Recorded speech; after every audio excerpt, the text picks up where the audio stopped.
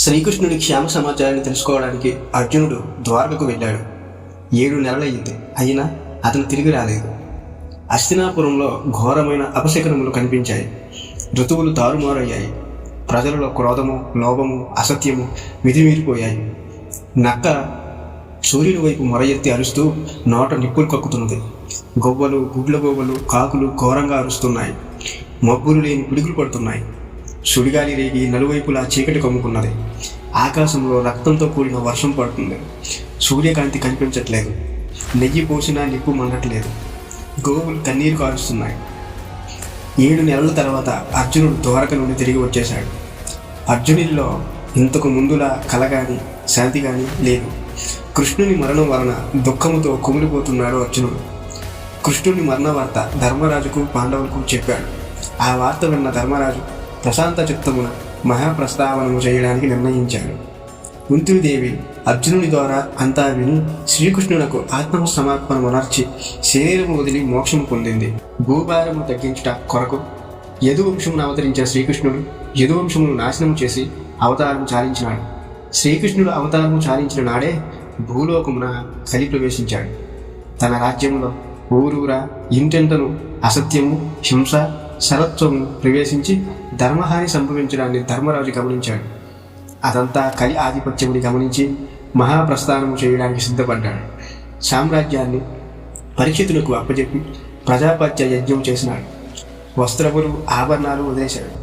ఆహారమును విసర్జించి నారబట్టలు కట్టుకొని తల విరిగి పోసుకొని పిచ్చివాడిలా పిశాచిలా ఒక్కడే ఇల్లు విడిచి మనసులో పరబ్రహ్మను ధ్యానించుచు ఉత్తర మార్గంలో నడుచుకుంటూ వెళ్ళిపోయాడు. అతని తమ్ముళ్ళు అన్నను అనుసరించారు. శ్రీ విష్ణు పద్మములపై మనసు నిలిపి మహాప్రస్థానములు చేసి పాండవులు సద్గతిని పొందినారు. భర్తలు తన కొరకు నిరీక్షింపక వెళ్ళిపోవడానికి గమనించిన ద్రౌపది శ్రీకృష్ణుని పదకమలమును తలుచుకొని పరమాత్మలో చేరిపోయింది. మహారాజైన పరీక్షిత్తు ఇరావతిని పెళ్ళాడి ఆమె వలన జన్మేజయుడుకు మున్నగు 9 పుత్రులను కన్నాడు. ఒకరోజు పరీక్షితు మహారాజు నల్లని గుర్రములతో సింహ పతాకము గల రథమునెక్కి చిత్రంగ బలాలతో దిగ్విజయమునకు బయలుదేరి. ఒకనాడు ఒక వింత జరిగింది.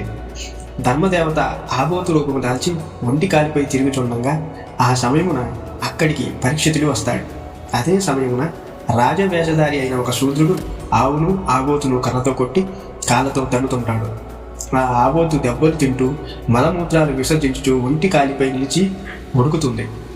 గోమాత దెబ్బలు తన్నులు తింటూ కడవల కొలది కన్నీరు కార్చుచు బలము ఉడిగి గడ్డి మేయడానికి మోర చాపుతున్నాడు. పరీక్షిత్తు ఆ దృశ్యాన్ని చూశాడు. ఉగ్రుడై ధనస్సున భారం తొడిగి క్రోధముతో నిప్పులు కురిపించాడు. పరీక్షితును చూసి శూద్రరూపి అయిన కలి గడగడా ఉడికాడు. కలి రాజు వేషం వదిలి పరీక్షిత్తు పాదములకు తల అది చూచిన పరీక్షిత్తు శరణాగత వత్సరుడై ఎక్కపెట్టిన శరణము దించినాడు. పరీక్షిత్ కలితో ధర్మబద్ధమైన ఈ రాజ్యంలో నువ్వు ఉండకూడదు అని ఆజ్ఞాపిస్తాడు. అందుకు కలి, మహారాజా, నీ ఆదేశమైనది, ఇక ఎచ్చట ఉండను, కానీ ఎచ్చట నేనుండాలో నువ్వే సెలవిమ్మని ప్రార్థిస్తాడు. అందుకు పరీక్షిత్తు జూదము, పానము, స్త్రీలు, హింస ఈ 4 నీవు ఉండవచ్చు అని కలిని ఆదేశిస్తాడు.